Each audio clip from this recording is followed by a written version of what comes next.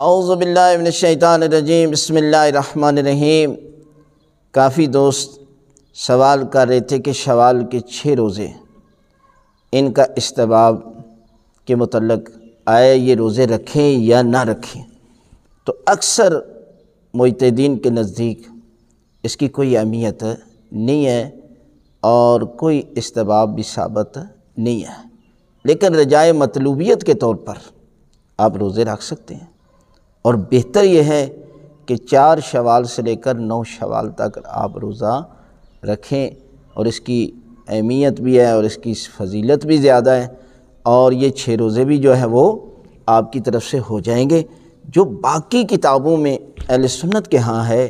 کہ اس کا ثواب بہت زیادہ ہے، وہ اتنی اہمیت نہیں ہے، لیکن آپ جو ہے وہ رجائے مطلوبیت کے طور پر 6 روزے رکھنے چاہتے ہیں تو رکھ لیں،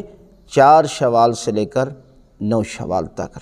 اس میں توضیح المسائل میں بھی ہے کہ جہاں پر مستحب روزے ہیں وہاں پر اس کا ذکر بھی موجود ہے، لہذا اگر آپ رکھنا چاہتے ہیں تو آپ کے اگر ماہ رمضان کے روزے قضا ہیں تو آپ ان قضا روزوں کو